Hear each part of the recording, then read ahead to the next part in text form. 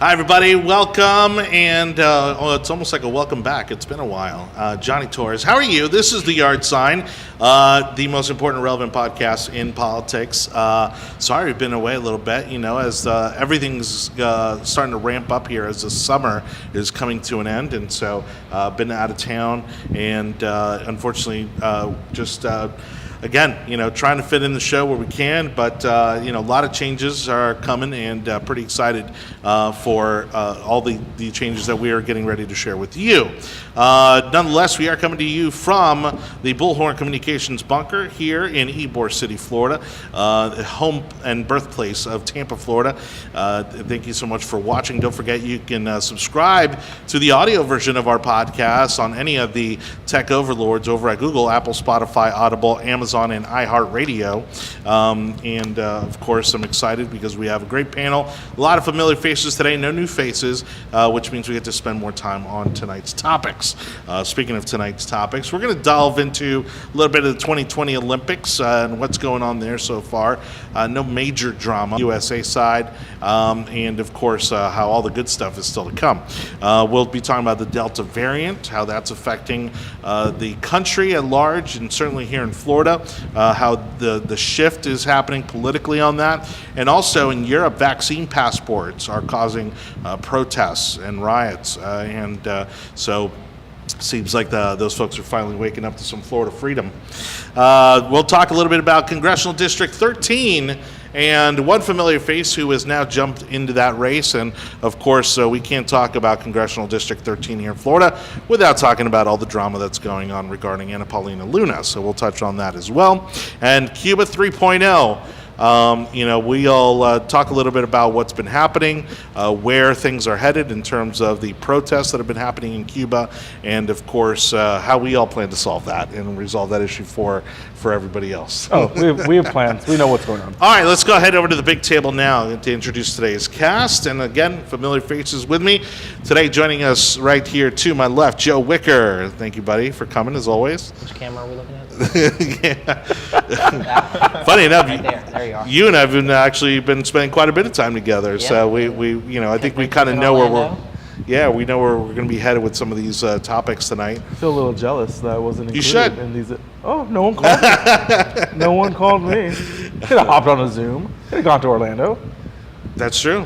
I will jot that down right now. Right here. Conventions are Florida's open. We're That's having right. conventions. It was good. It's weird, though, because in Orlando, because of the tourism population, there seems to be more people wearing masks there than you see here in Tampa Bay. Probably so, but I still was pretty surprised. I thought I had to look for people with masks.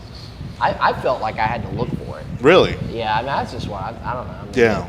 And I was at a healthcare Right. Well, you were in the heart of Disney, too. I mean, you were Yeah. in, so. But then again, I mean, it's healthcare, so maybe the vaccine rates are higher. I don't know. Anyway. Right. All right. Well, We're open. To Joe's left Open for is our business. good friend from across the pond. That would be Berny Jacques, State House Representative candidate. How are you? I'm doing well. Thanks for having me on. Thanks for coming back, buddy. How's the bet. campaign It's going? going well. We came out the gate pretty strong. We filed in April, and since then we've been picking up a lot of great endorsements in the community.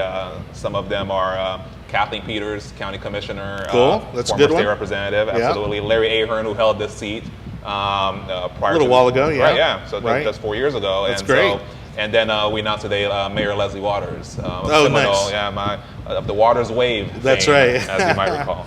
Mayor Waters is legend. Absolutely, She's absolutely. incredible. So congratulations Thank you. on that front. Also, I think you have a mixer coming up or something. Yeah, that, absolutely. So the last Thursday in August, that's August 26th. Yeah. So exactly a month away, we're having something at Clearwater Brewing, 5:30 to 7:30.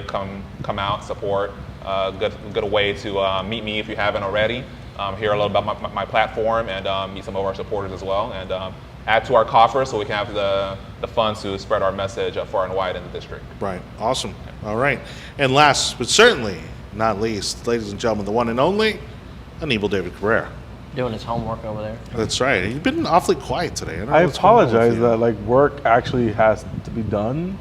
Financial reports have to be done. You do it before the show. Projections. Before the show. Like literally, I can pull up. What are you projecting? I was What are working. you- No, I was working on budget the reports. S&P or what? The GDP over there? Budget reports, inflation, all that good stuff. So I send inflation. it. I send That's it Joe's to the, favorite topic. After I finish with the report, I send it to the Fed. They go There through we it. go. It goes on to the CNBC. then they push it out. Yeah. It's a direct line of communication. All right, so I'm going to be 100% transparent here as we go into our first topic, which is the 2020 Olympics kicked off last week. I didn't realize how disconnected I was until you and I caught up before the show and realized I was missing all kinds of stuff happening here at home. But 2020 Olympics, haven't even seen the opening ceremonies yet, but I heard it was incredibly awkward because Tokyo especially, they've been having a lot of protests for having the Olympics in general. Very concerned, very just Meaning concerned the about. citizens don't want it? Yeah, the citizens didn't want it because of COVID, basically, and you're bringing in people from all over the world, here to Tokyo, and there were protests outside of the opening ceremonies. There was probably more people outside than inside the opening ceremonies. Well, they didn't allow it, right? Didn't they? So yeah, there was no audience. I mean, They basically said there so was going to be no attendance at the end. right, yeah, exactly. That's a bad, yeah. What's funny is that, and I don't know how many of you have like Roku or one of those things, these smart TVs, but they have these now where you can literally watch any sport that's happening in that moment live. And we were trying to watch table tennis, and it was literally like watching C-SPAN. It was like one camera in the corner of the stadium. You could barely make out the tables or the players. Really? It was so bizarre. Really? It was and that of course, bad? there was nobody in the arena in the stadium either, so it was abnormally quiet. That's unfortunate. But we now know, right? It's kind of like the innocence has been taken from us. We know that the Olympics, much like the World Cup, these countries invest billions of dollars to not only win these opportunities, but also to host these opportunities. Yeah, it's a big deal. Is it just money wasted? Looking at what's happening in Tokyo, they're not making any revenue I was because going to say, so if you have no traffic, if you have no tourism due to it, right.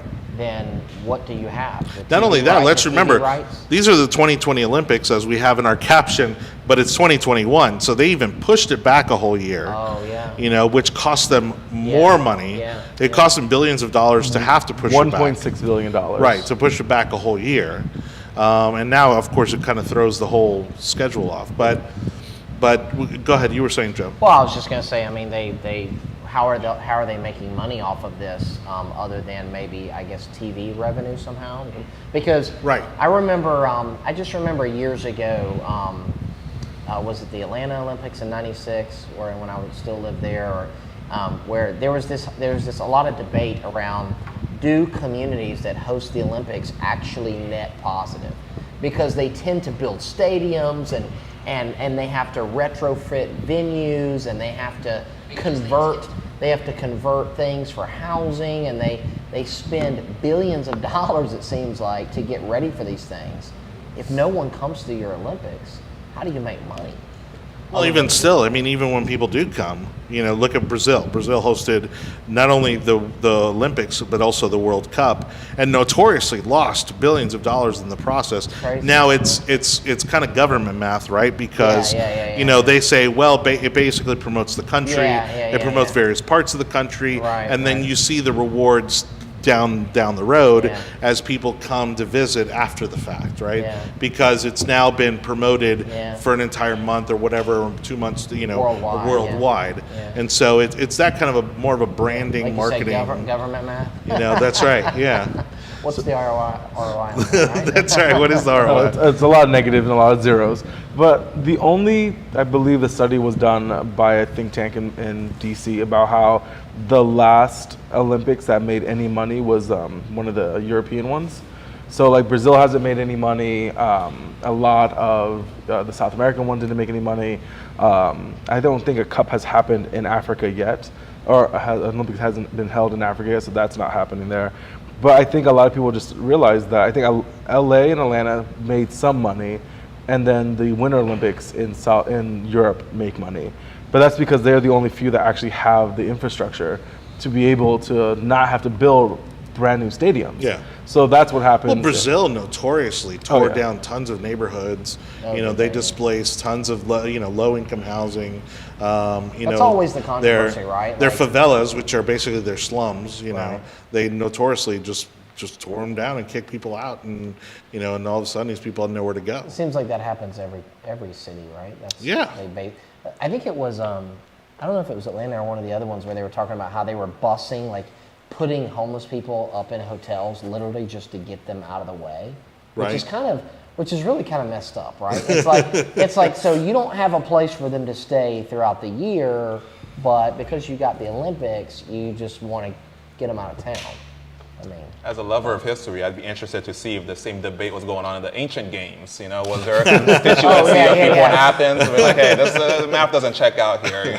Yeah. Don't bring the plague here. Yeah. Well, the Why ancient are games these were plebes hanging out here? They're not- the ancient games were in the same location every single year, and everyone came there. Right. It So was in Greece, so the right? the AOC, yeah. So the Olympic Committee has been actually debating the fact of just having it in like 5 different countries and just rotating it instead of allowing other countries to bid What if they for just- every That can single actually- cycle, which that makes a can little actually sense. host Greece them, every- you know? What if they just hosted it in Greece permanently?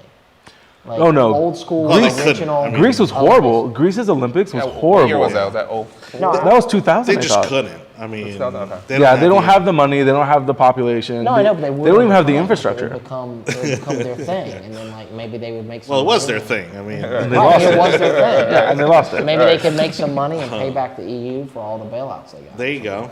Yeah. Ooh, that got close fast. But see, like the United States, Canada, I mean, there's countries that could host it on a regular basis, that have already the infrastructure there. The only problem I think that we have here in the United States is just how spread out everything is.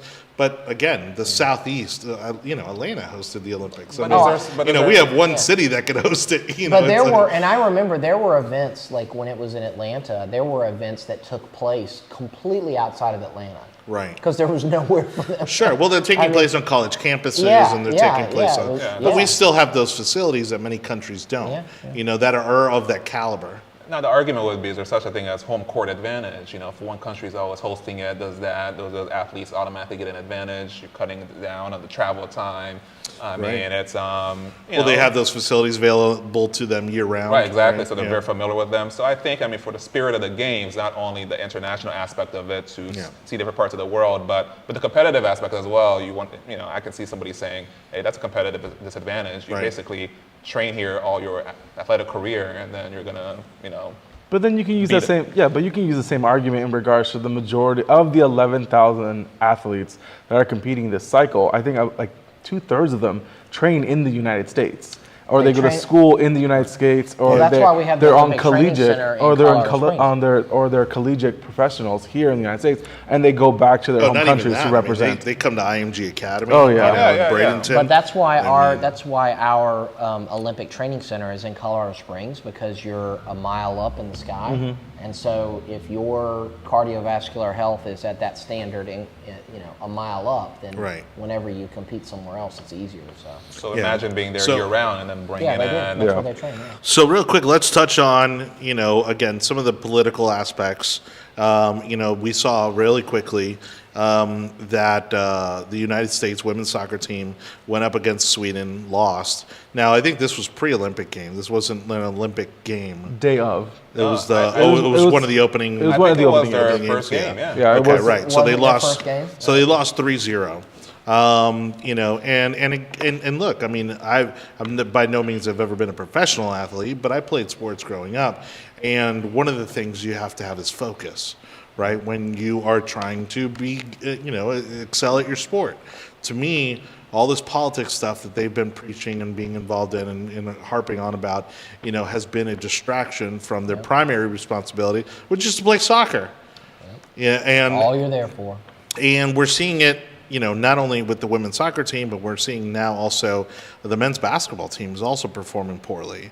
And so is this kind of, you go woke, you go broke kind of, situation happening here? Or have we gotten too complacent in our kind of global status as, as a superpower, athletic country. Well, when you think about the level of athleticism that an Olympiad has, I mean, these are the best of the best in the world. And I would imagine that the level of intensity in their training over the course of 4 years leading up to being on the Olympic team would be so intense that, yeah, I would think any politics, anything that's not somehow contributing positively to your run time or to your speed or to your strength or to your technique and your capability should be viewed as inappropriate. I mean, it's kind of like with the military. It's like the military has a sole focus to fight and win the nation's wars, and anything that doesn't help you do that better is questionable. So if you're an Olympiad, I mean, your job is to do that thing and to do it at a level that's higher than most other people in the entire world. Anything that detracts from that, I would think, would be considered inappropriate. And those type of moves too, I mean, it brings down the morale of supposed to be your biggest base of supporters, right? Your nation. Sure. When you're doing that, you're dividing the country. A lot of people are mad, justifiably so. I'm one of those, to see, people representing our country taking a knee and disrespecting our anthem. And so you have a situation, I'm sure you've seen on social media, where Americans are happy. Americans are. I was going to say, I thought I saw that. I saw some people we've never cheering that our soccer team, our women's soccer team, lost. It was very weird. There were people that were cheering and it. while there have been political moments, right? There have been a number of political moments throughout Olympic history. The whole goal of the Olympics is to put politics aside, and to come together as one, as a planet, essentially, as a globe, a global community, and compete, and so I think I think it's great that the IOC has said that that's not going to be tolerated on the medal podium. They have. And, They've said that they're banning that. Okay. And and to that effect, I'm even surprised. I'm even surprised that they got away with the shirts or the jerseys that said Black Lives Matter. Well, that was at a competition inside the United States to get out of the regionals to get to the Olympic team. Right. So that had a lot more. It had a lot more autonomy when it came to that. Trials, yeah. But in regards to, I mean, at the end of the day, I don't. No, I think I don't have an issue. I think in that first match of the Sweden one, they had the BLM I thought that's shirts. what I thought. They Yeah. had Okay, those they shirts did as have well. them? Oh my God. The women's soccer team? The women's soccer team did, yes. Now, again, like the basketball teams obviously haven't been as politically vocal as they have been here in the United States. But they're out here losing to France. Right. Right, exactly. We lost to What's France. going on? And I think that's the second game they've lost. No, wait. No. It's the first game that they lost, and it was the fourth. They were at almost a 10-point lead at the fourth, and then they just let it just go away. They lost one of those preliminary ones too before the actual Olympics started. I forget which country it was. I want to say Turkey, but don't quote me on that. But officially they lost to France in the Olympics. Sad state of affairs for sure. But on a positive note, from Largo, Florida, across the pond, as you call it, the first female gold medalist from the United States in Taekwondo hails from Largo, Florida, which is part of the district where I seek to represent. And so we're very proud and very thrilled over in Pinellas County for her success. So there are some good highlights, and she was waving her American flag like a good patriot athlete should be doing. The thing too about the Olympics, to your point, Jonny, it brings people together, right? There's a global aspect. Right. But if there's one place to be actually a nationalist, it's actually there. I mean, you're literally competing for a team that has a flag. It's for a country. You're putting on the uniform, to compete. And so these athletes, I mean, if they're going to be any kind of activists, it should be on the side of nationalism and national pride of where you come from to have a showcase of your country and to make the folks back home proud. And they're not doing that right now, and it's a shame. I've never seen anything like it before. I do agree with everyone's position on the table. However, I do also agree that they have the right to make the protest if they want to. Now, if the Olympic Committee says that they're not allowed to, and they don't allow that, then that's one thing.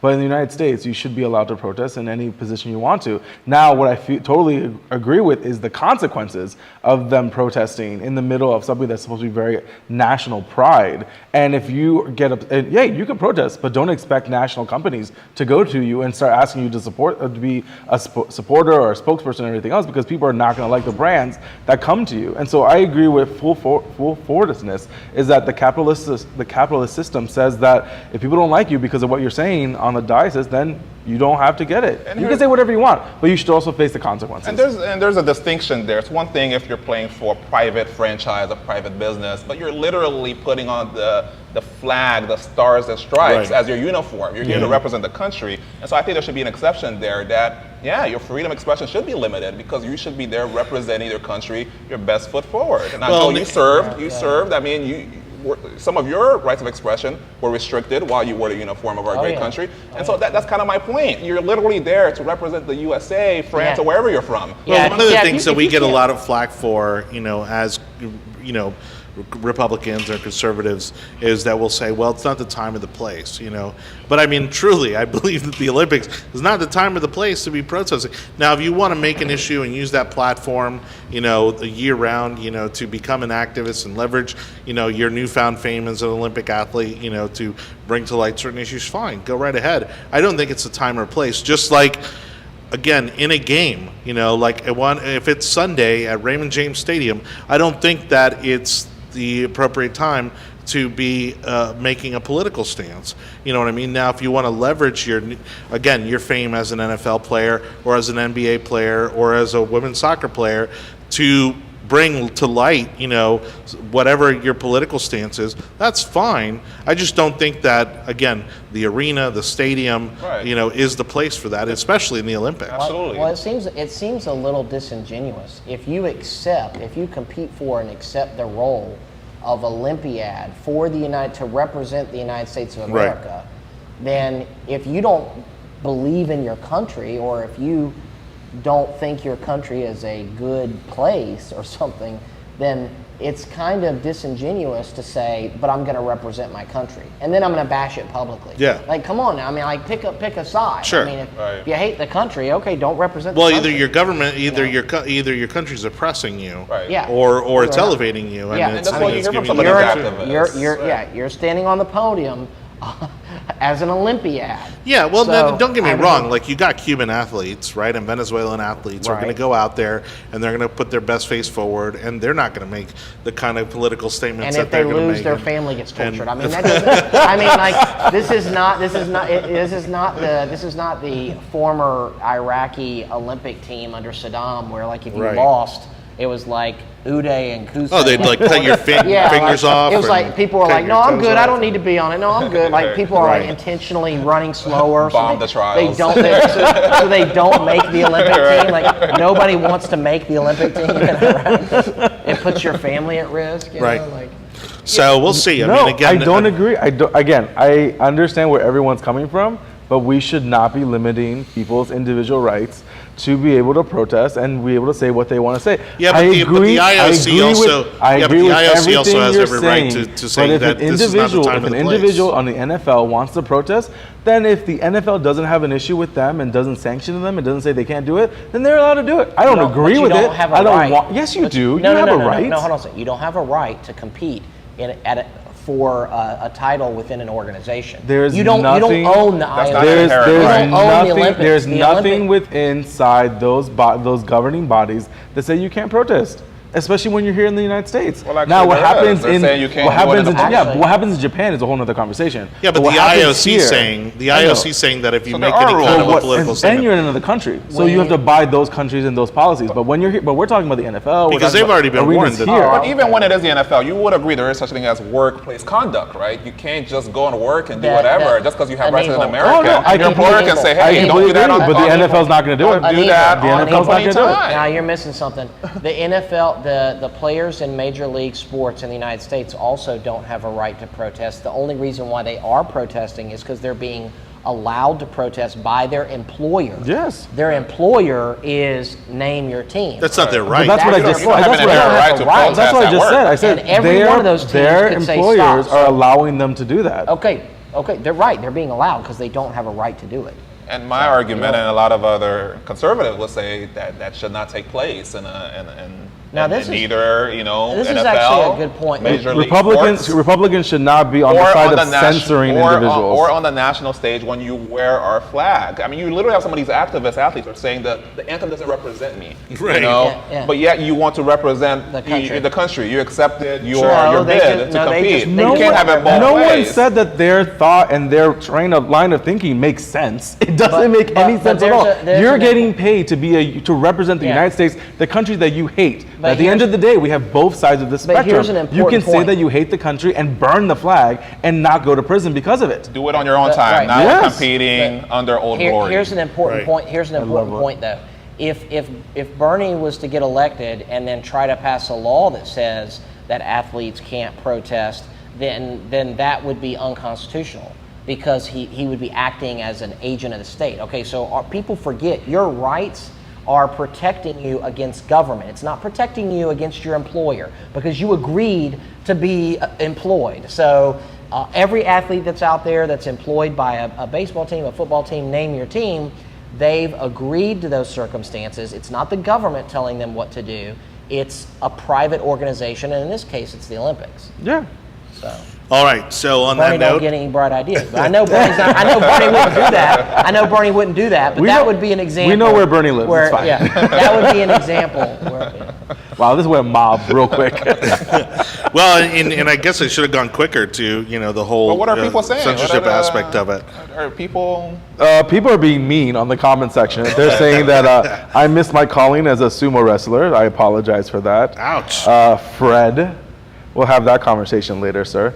So I think you and Fred should have a sumo match. And That'll bring in some revenues. we'll live stream it. you Mr. know. Hector Gonzalez was talking about how Brazil didn't just botch the Olympics, but he also botched the World Cup a few years after that, and they were building stadiums in the middle of the Amazon only for the jungle to reclaim it. That was a good one. Yeah. We have others talking about how Is that true? Everybody Oh, yeah. cares. Oh yeah. Oh, that definitely Everybody happened. cares about the environment and cares about carbon credits and all this and the Amazon Oh, yeah. of all things until the Olympics comes around and then that all Yeah. goes out and the they're window. just letting those stadiums just go. Oh yeah. Oh yeah, if you Well, there's a whole their website. There's a whole documentary. There's a whole their documentary. website's dedicated to these Olympic facilities that have just been abandoned because there's no use for them after the Olympics. Didn't China do that? Didn't Oh, yeah. When the The Olympics was in birdcage. China, wasn't that one of the big ones where they built just like massively? I mean, it was Right. like crazy, right? I All the believe it stuff was they built. I believe it was 80% of all Olympic stadiums or arenas in Athens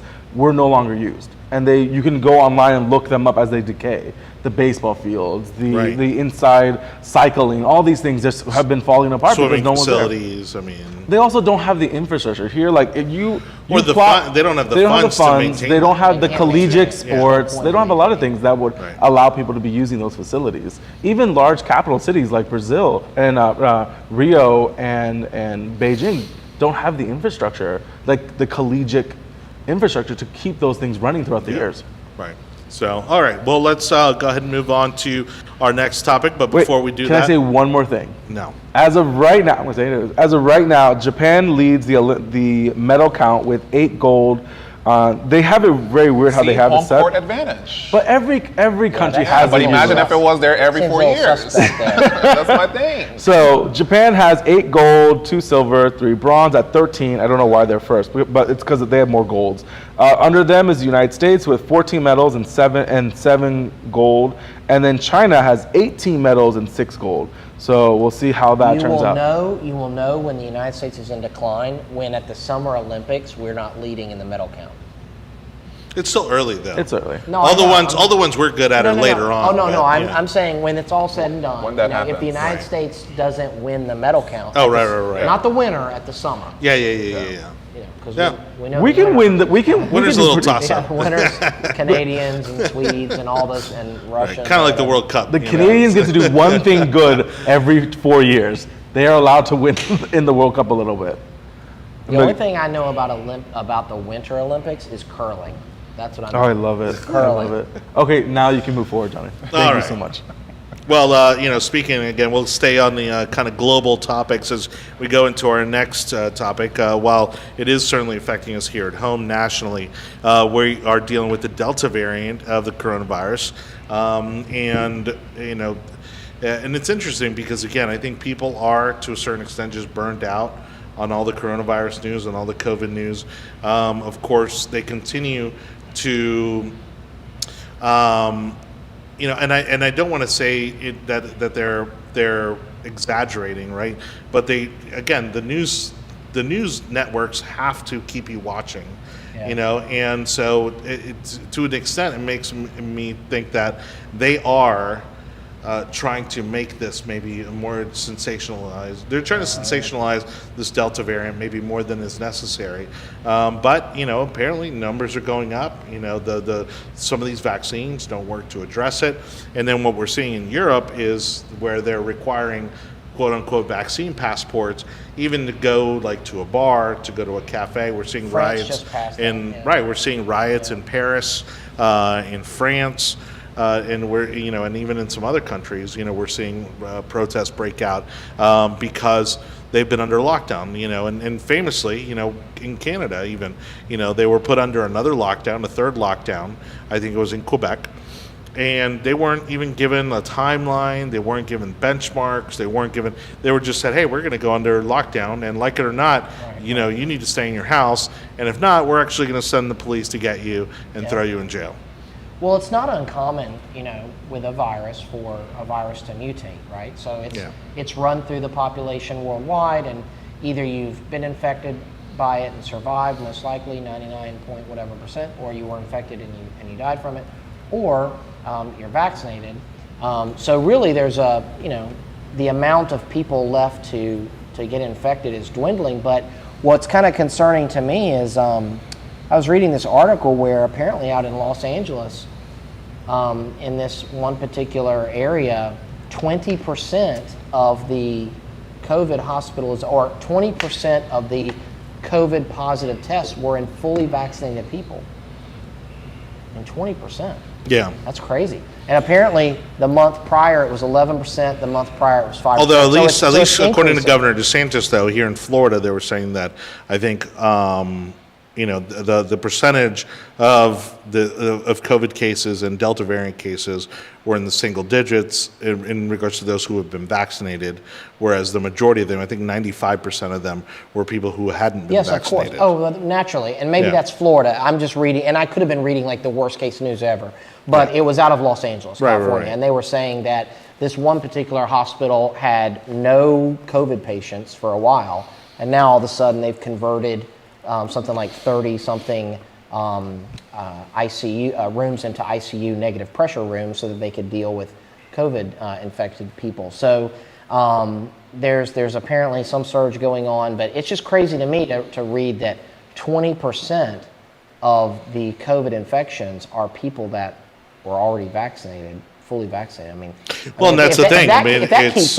If that keeps up, people are going to start throwing their hands up and saying, "Guys, what are we doing here?" Again, and they're going to constantly be chasing this. Yeah.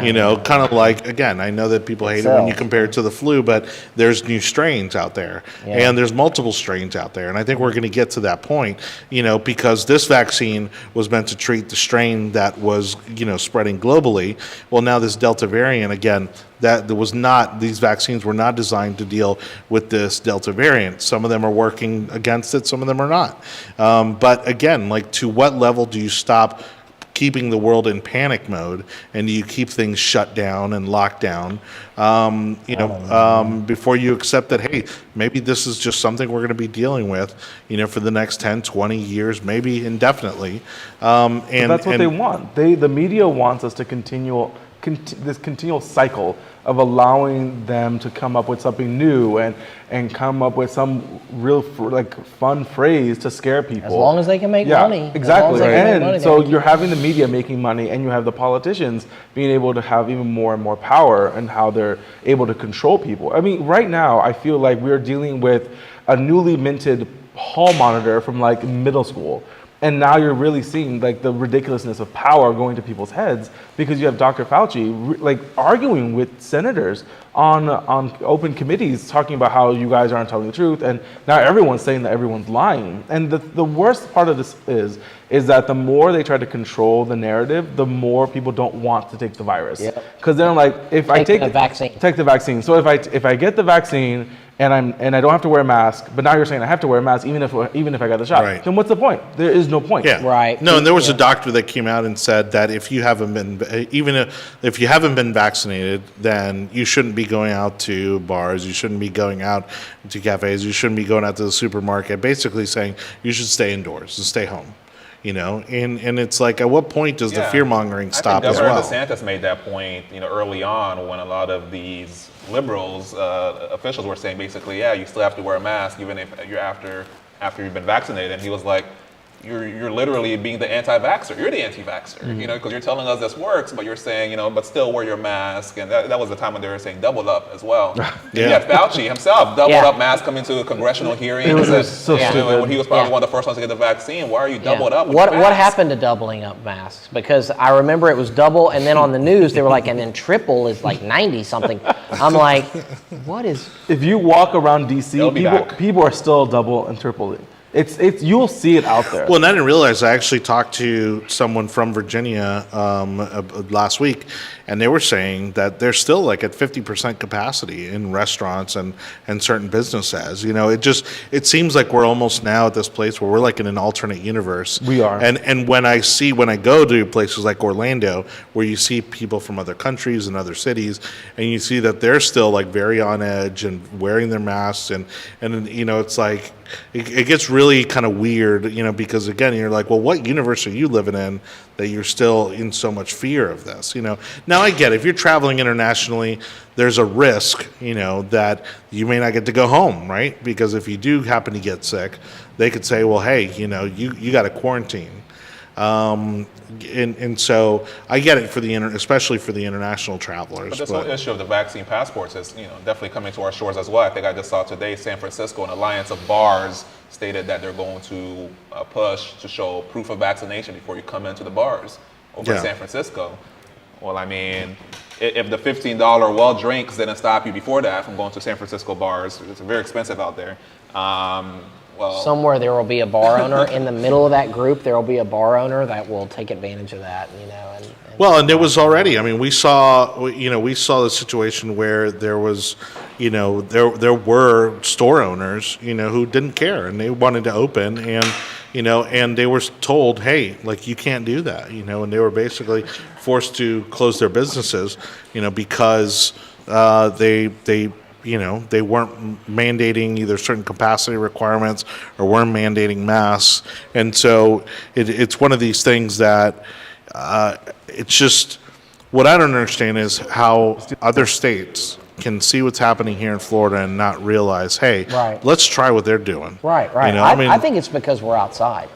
I really believe that because of so much of. But we're in the summer. Like, is there anywhere in the United States right now where you can't be outside? I mean, no. I mean, it's. I guess not. I guess there's not. But I think that Florida. But okay, a lot of our activities are already outdoors. Right. Okay, but while other states were still telling people to stay indoors, Florida was saying no, go outdoors.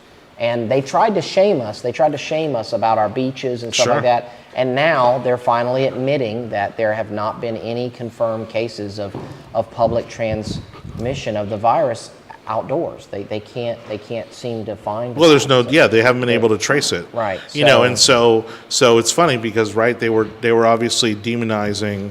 They were saying, oh, well, you can't get it if you're protesting. Remember? Yeah. Like, you couldn't get it if you're protesting. Yeah. But you could get it if you were like outdoor, and see, like at a church, or if you were. That's what I think the biggest problem is that people want to shame those that are not getting vaccinated or are critical of Fauci and whatnot. But really, is it really just the common Americans issue, or is it the fact that the government and the media and the politicians, they really created this situation where people don't trust the government, don't trust the medical community anymore? They created the situation because of things like Walmart could stay open, but your small mom and pop store has to shut down. Right.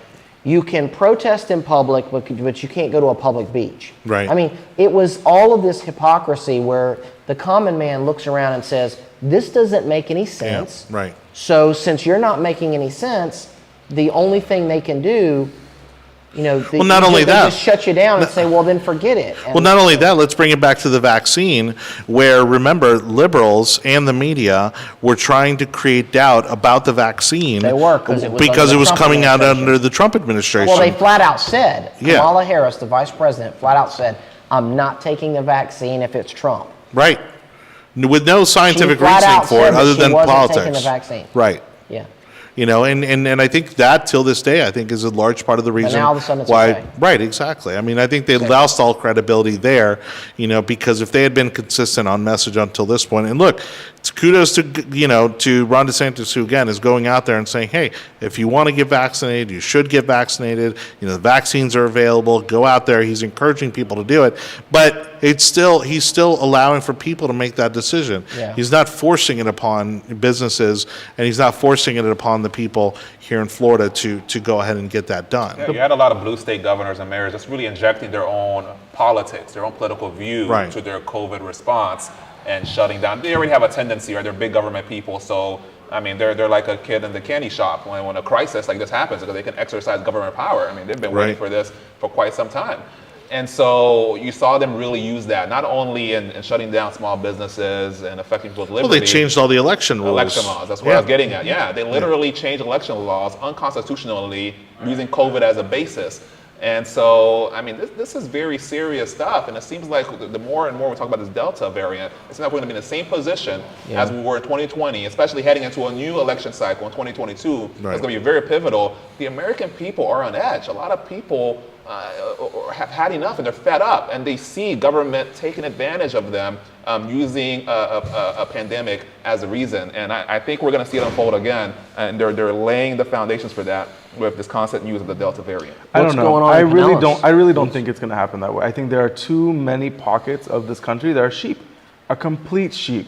Parts of the country that you would assume would have risen up during the first layer of mass mandates, during the first layer of lockdowns, that they were perfectly okay with allowing the government to take complete control of what was going on. Here in Florida, in Wyoming, in Montana, some other states were, okay, we'll give you the first 4 weeks, we'll give you 5 weeks, we'll give you 6 weeks. And then people started protesting.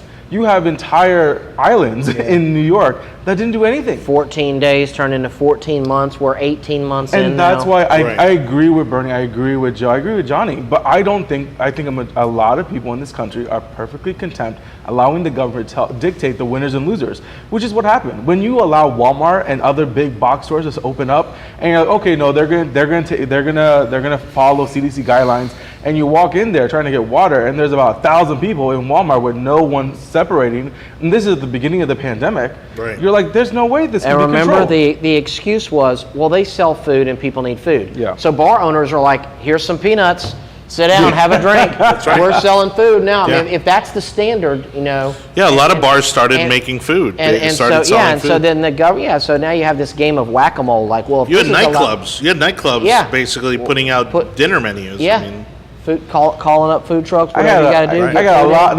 There were some pretty interesting food trucks in Ybor City and in South Tampa during the pandemic because they needed to stay open. But somehow. the point being is that that's what you see there is an perfect example of human nature.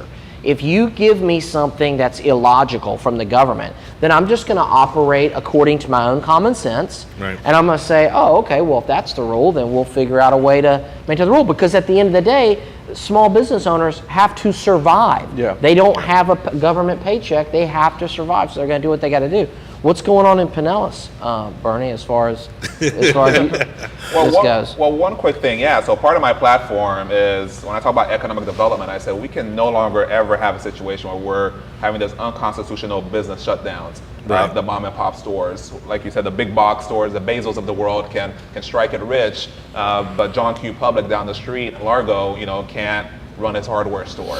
I mean, that is a scandal. And I say it a lot on the campaign trail that if this is the way, if it's a way that you make money to feed you and your family, to put a roof over your head, your job is essential. It's essential. Right. No more segregating about, these people are essential and you're not. Yeah. I mean, I think that was one of the biggest tragedies of all this COVID lockdowns, and we can never go back to that again in a country that is founded upon liberty. yeah, I mean, you're going to tell me the kid, making burgers at McDonald's is more essential than the guy, who has his own restaurant. and is providing for multiple families, I mean, because that's exactly what happened. Yep. I mean, McDonald's was Big allowed to, big chains could right. stay open. Well, because Small they have the and pop lobbying businesses. dollars, right? Yeah. Who's going to tell, even if you have like these larger franchisees like a Casper's and that sort of thing, at a regional level, I mean, who's going to tell them that they have to shut down? I mean, when you are running for office, these are the guys that you go to, to get some of these larger donations. Nobody's going to come around and say, oh, hey, by the way, those 15 McDonald's, we're going to have to shut those down for a while.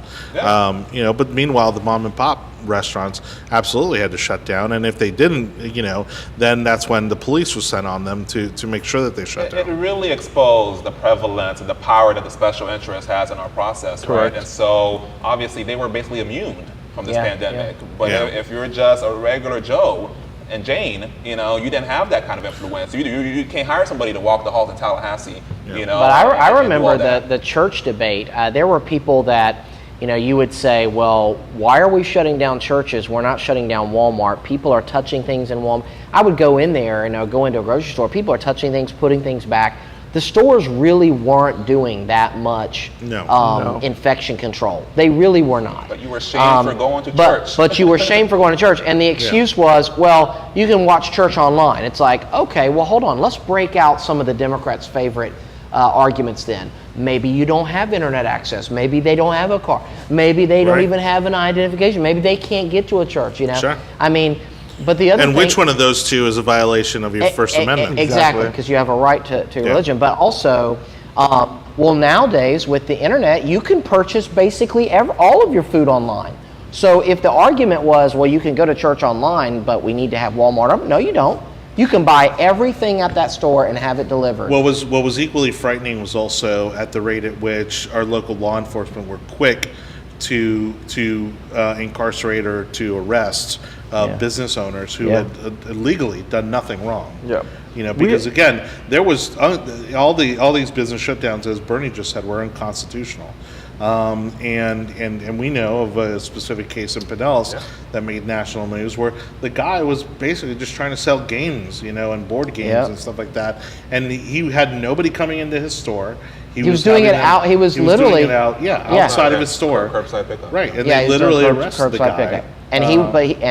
And really that was because he was just he just wasn't being obedient, right? Right. He was letting the cops and the politicians know how he felt, and so they were like, "All right, we're coming for you."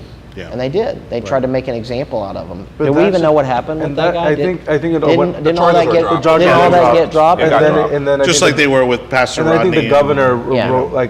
issued a thing where it was expunged from his record. I think these are cases, again, we have not seen something like this in generations, where the government has gone so far and done so much to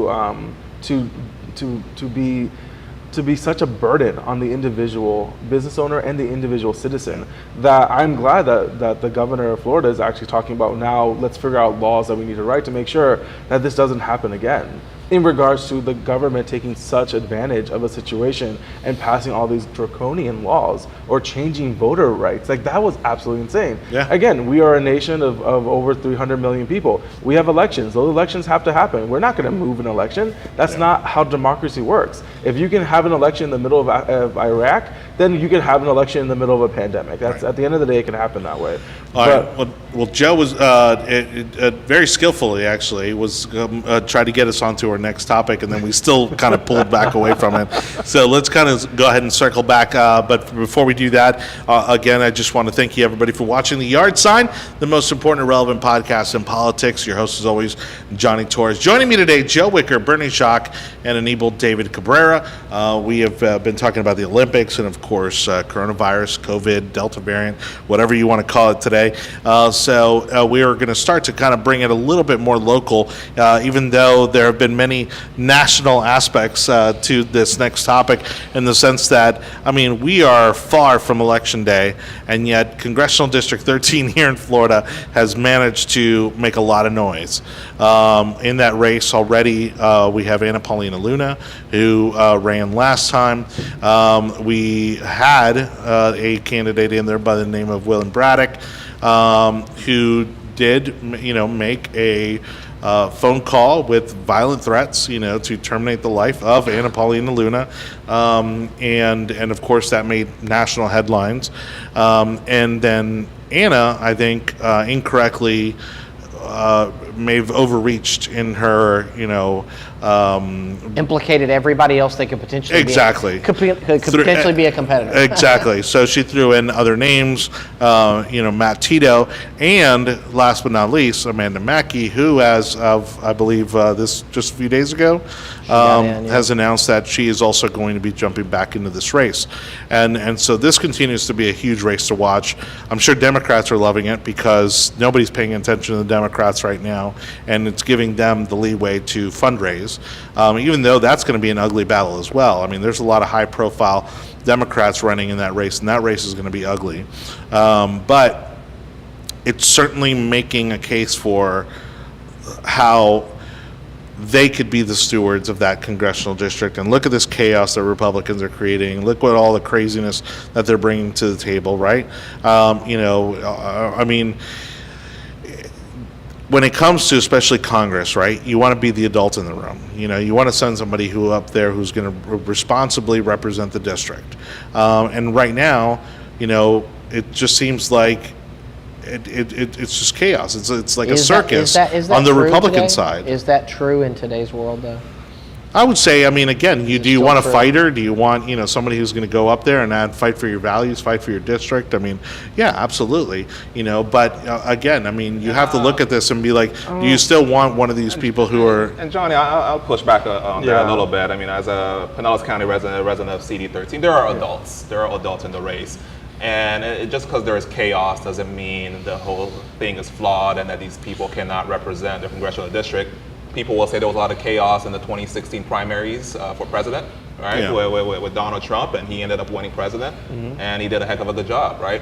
And so we can't, just dismiss, campaigns, things happen in a campaign, and just can't dismiss all sorts of candidates wholesale based on perceptions. The fact of the matter is, when Luna first made this accusation, when it first broke, a lot of people were saying, "Oh, this is crazy. Right. This is wild." It was hard to believe. It was very hard to Yeah. believe. It was. But she was vindicated. But she was right. The Sure. audio was right. the spot on. Partially, but yes. She had this partially. She had Well, the partially smoking gun. vindicated in the sense that she threw Matt Tito and Amanda Mackey under the bus as well in that same affidavit that she submitted to the police. What I'm But saying- again, so far there has been nothing to prove that they were in any case in any way related to Right. what William Braddock had done and the threat that he'd made. Right. But go ahead, Bernie. Sorry. And she didn't issue an injunction against those two. What I will say is, there is, my understanding, an open case, right? Right. And as an attorney, former state prosecutor, evidence comes out in a court of law. Yeah. And so I think a lot of people need to not rush to judgment and just kind of let the process play out and see what's what once it does. Yeah. But it's too premature to start just trashing any candidate, really, just based on certain circumstances. I mean, literally, Look, some guy was on audio threatening her life. No, look, and she had every right. No, and she did the right thing. And She so- absolutely did the right thing in making sure that, hey, like calling the guy out, and then obviously the recording came out later, and trying to resolve that issue. What the problem is that I see now is, for example, she has now said that again, famous Politico, raconteur, rabble rouser, Roger Stone was conspiring to poison her. Let me interject. and Let me interject. So I've seen that from one source, Right. from one news source. I've never heard an actual quote even attributed to Luna saying Yeah. that. It's basically like unnamed sources said she said this, and okay. So therefore she hasn't here's said the article, and there was no, but there's no actual statement that anybody can actually Yeah. pen to her regarding that. And so I think in a campaign, we need to be very shrewd in our scrutiny as far as what allegations are being made and by whom. So I don't know. I mean, look. it's just to me that these again are a lot of, and again, the issue with Braddock, very legitimate, okay, but then we have a continuation of these types of things that I think are a distraction from us, or the community basically taking a look at the candidates and finding out who is going to be the best among them. Because now we saw what happened at the Student Action Summit, here in Tampa, where Anna Paulina, very connected to this organization, she was a correspondent for some digital online outlet, and she got one of her opponents thrown out of the event. And so again, was that necessary? Who got thrown out? Matt Tito got thrown out. And that's been corroborated, and has been, by the organizers of the event, that they did throw him out of the event at her request. And so again, my concern is that, we have a lot of this bickering, we have a lot of this fighting that has nothing to do with the congressional district or any of the key policy issues that are going to make voters say, well, are we really going to, vote for one of these guys who are just wrapped up in all this craziness, or, are we going to go on and look on the other side and see what options we have? I think what's going to occur, again, we are in a slow news cycle when it comes to what's happening politically. Yeah. And people are going to continue to jump into that race. I think what Anna Paulina did was correct in regards to making sure that phone call was released. Do I know what's going on with the additional accusations that were put in there? No. Again, we need to allow the process to go through to see what is going on. I don't think she would have done it without something, but at the same time, it might have been a misunderstanding. So I want the court case to go through the whole process so then we could see all the evidence, because technically we only saw something that was already leaked to the public. Right. So we haven't seen everything in regards to what's happening, and we've had to be complete in disclosure, we've had Anna Paulina Luna on the show before, and we've had Amanda Mackey. We haven't had Matt Tito, and we've had long conversations with both of those ladies, and they're both very smart, intelligent individuals that will represent that district to their fullest ability. And once I have a conversation with Matt Tito, I will be able to say the same thing, because I've never really talked to him. But you need to allow the process to go through. We are very much in the early stages of the election process, and the people will make that decision no matter what. At the end of the day, the media is having a spectacle on this. Right. The internet is having a spectacle, and the social media is having a spectacle. And I honestly don't even think this is the last of people jumping into this race. I don't know if Matt Tito is going to jump into it now because of the controversy. And I know that Matt Tito and Amanda Mackey are friends, so I don't know if a conversation's already had there. Yeah. But I think the more the merrier. The more people jump into races, the more people can have a choice and have voices heard. Yeah. No, look, again, I think with any of the three, I think, we'd have a viable candidate that can win that district, right? I'm not knocking them individually on their candidacy. Yeah, that was my point. Just we shouldn't do a disservice to the candidates as individuals based on drama that's circulating in a race. At the end of the day, very, very likely one of these people will be our nominee. Mm-hmm. And what I caution a lot of people who work in politics, the activists and people who have their own candidates, is that to not lose sight of the fact that in November this is going to be a key pickup for us. And whoever the nominee is, we need to get behind them. And look, quite frankly, when Luna was our nominee, I liked what she had to offer. Let's not underestimate and play down what she accomplished. Correct. In a district that was redrawn by the courts, by the activist judges, they redrew it to make it more Democrat.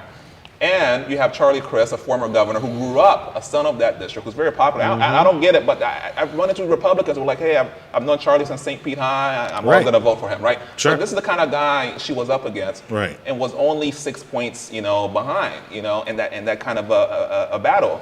The prior nominee, who Charlie Crist ran against, a guy I do have respect for. I like George Buck, but he lost by 15 points. Right. And so there was a significant improvement. Like I said, she's absolutely viable, as I think Amanda was. Amanda raised a lot of money. She did. Had a lot of support from. Right, exactly. I think and again, if Matt were to jump in the race, I think it's going to be a really thin margin, but it's going to be a tight three-way race to the end, between them, because they all have something very different to offer. They're none of them really kind of cancel each other out. It's definitely the race to watch, and honestly, it is a winnable race for us on the Republican side, contrary to CD 14, for those of you watching, where nobody can win, but yet somehow we still manage to throw and burn money at that district. Not to go fully down the rabbit hole, which I love. I know that you want to get there when it comes to CD14. But I will say this, I don't think, even if Matt Tito does jump in, I don't think he'll be the last one to jump in of legitimacy in regards to the politics of that district. I'm hearing conversations of some other people getting it. Yeah. I think it'll be more than 3 people. Now, look, what I love is that, yes, I mean, we're all getting a little older. I mean, I feel like I see more gray in my beard every time I get it trimmed. I don't know what you're talking about. I have no idea what you're talking about. But I mean, these are relatively young candidates, which is exciting, because Absolutely. again, we typically don't see that, right? And I think there is a trend of that as well happening nationally, where we are seeing younger candidates. You're seeing the millennials taking their seat at the table, and you're seeing Right. a lot of people asserting themselves to positions of leadership, and certainly CD13 is no exception to that, for sure. And they're Republicans. They're not Democrats. They're Right. young Republicans that are running these races and that are getting involved in the political cycle. They're social media savvy. Yes. They know how to relate to their peers. I mean, look, these are people who will have a lot to contribute going on in the years going ahead, because I do think they have a outlook that some of the older generation may not have. And right now, we're right at the cutting edge of people really taking hold. And we're seeing so many great national stars, in the congressional ranks. Madison Cawthorn out of North Carolina, Kate Kamek from Northeast Florida, the Gainesville area, youngest female in Congress here from Florida. So you're seeing a lot of great people bringing in a different perspective. I think it's very healthy to the process. Well, correct me if I'm wrong. Because I watch pretty closely what's happening on both sides of the aisle, and I don't see that level of excitement or future, on the left.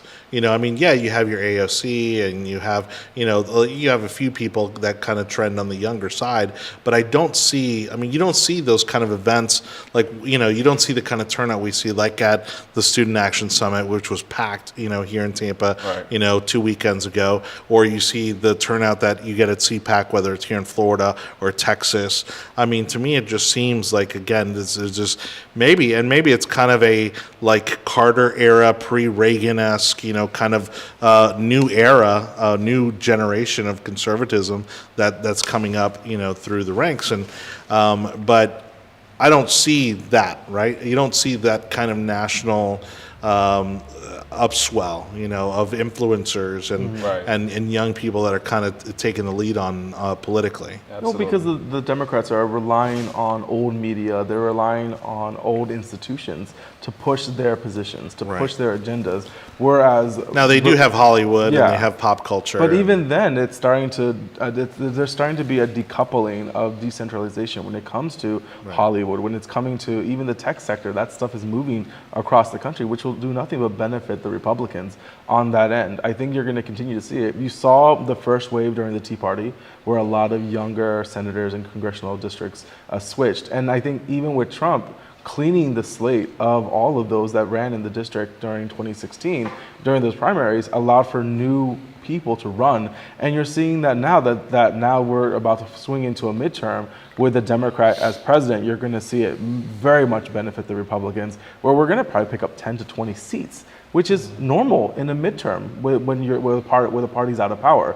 So if the younger Republicans can take advantage of this, right now I think congressionally and senator-wise, I think the average Republican leader is like in its like low 50s, whereas the average Democrat is in its high 60s. So like the shift is already occurring. Well, we're seeing the right indicators, in terms of, again, the fact that there's a labor shortage, the fact that there's a product shortage, the fact that gas prices are up, the fact that, housing prices are skyrocketing, and so all these indicators, I think, are prime, red meat for Republicans to come out and say, hey, this Biden administration is taking us in the wrong direction. And to your point too, Jonny, about seeing the difference between how our youth are organized compared to the left, I think it's because we don't have the luxury of not being organized. Correct. Because just by default, right, people of that age demographic, we're talking about younger millennials and down to Gen Z, are naturally, any young people in any generation you go down, are naturally lean towards the liberal side of things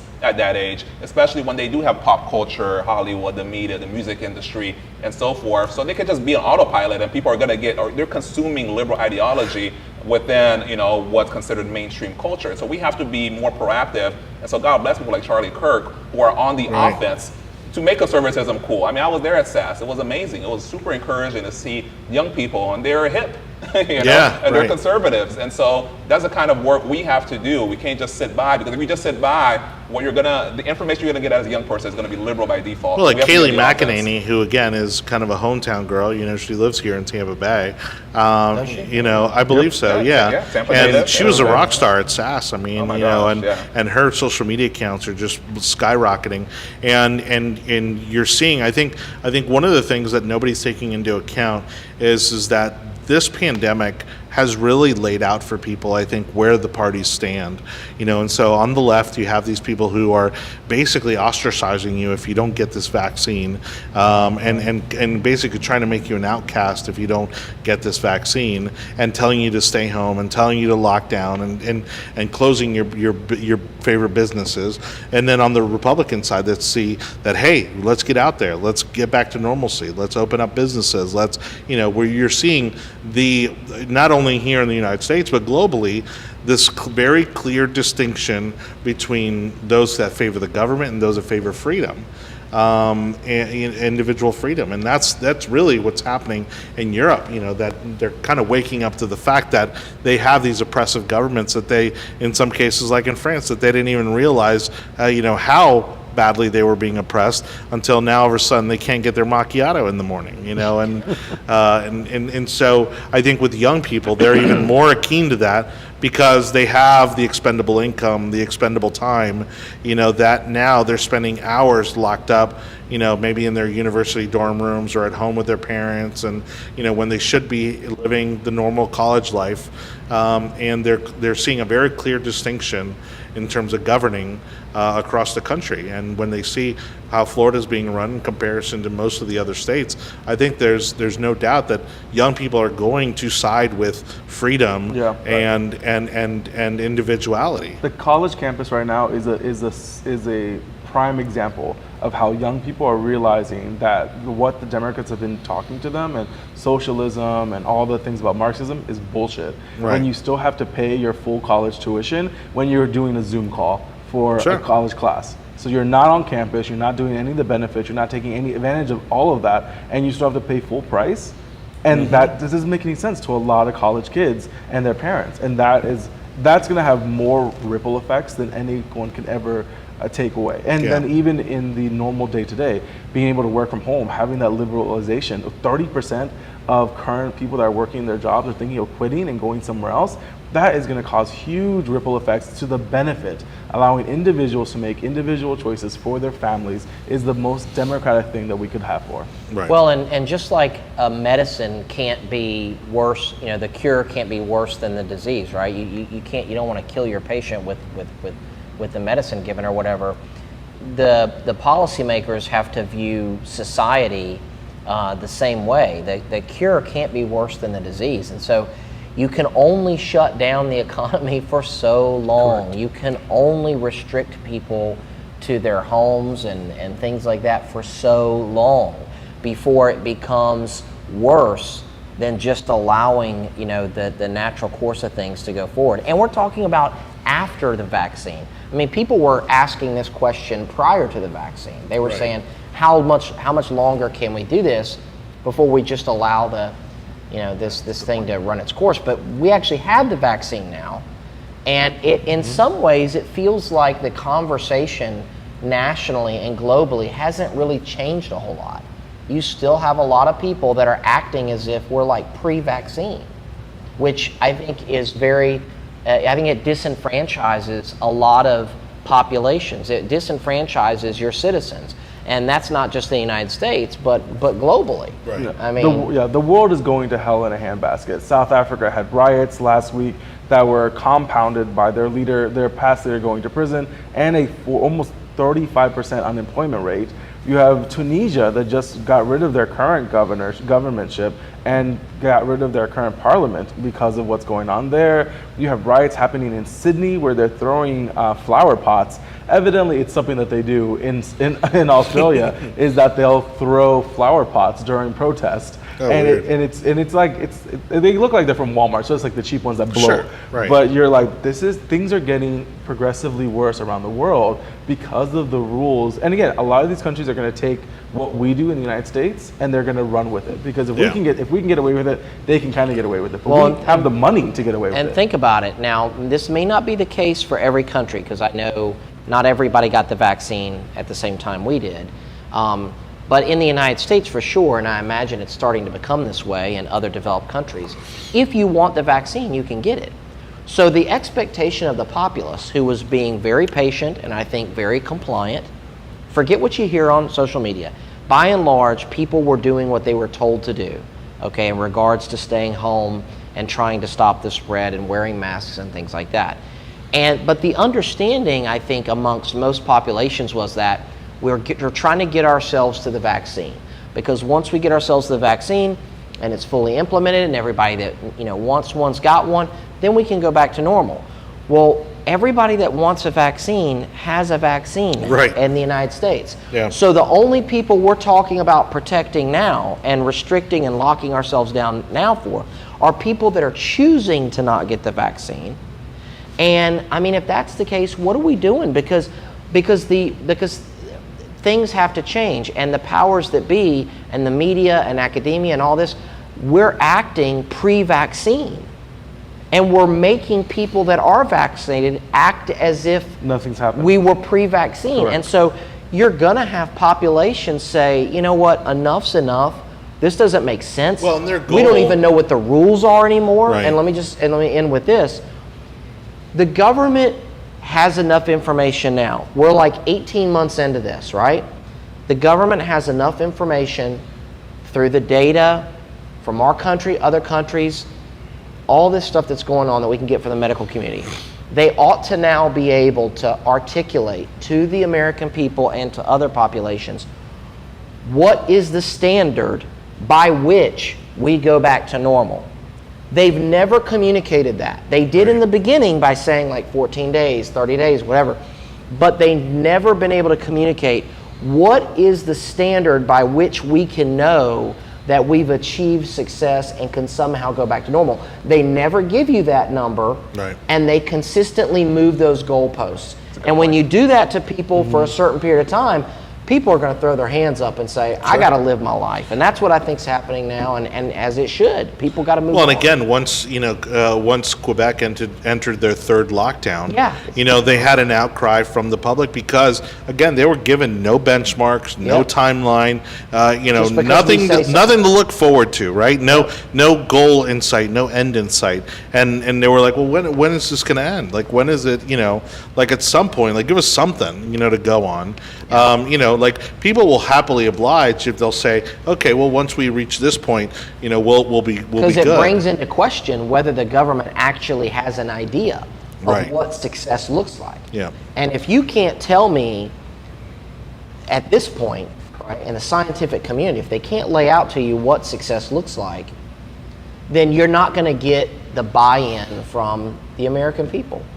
Well, and I think their goal, I believe the government's goal is to get about 70% of the around 70% of the population vaccinated, they did say that. which I don't think is ever going to happen. They did say that. I don't think that's a realistic number. And now it appears like vaccinations have dropped off precipitously. Right. And Biden had one goal where he would allow us to have 4th of July celebration and picnics. Yeah. And then and we never reached that goal. But then we learned we save our 60 cents. We saved 16 cents. Right. Which was a good, 16. That's right. It was 16. and 1/6. Yeah. So a consolation prize. Okay. I think at the moment the United States is a little bit right. I think at 60% or like a little bit under 60% have received the shot. well, we'll shots. get there if they mandate it for children going to school. That'll get us there. I think that will blow up the system. If you I think just having the idea of putting masks on children for this You want to see red states blow up in population. I mean, go ahead and start moms mandating. and parents It will not stand. vaccines, will take blood. We're already seeing a lot of. Well, and there's young women who are afraid to take the vaccines because of what it may cause, what it may do to their fertility. We should the Republican Party of Florida should just start buying ads in these states that basically say something along the line of, we're here, we're ready, come on down, something. Yeah.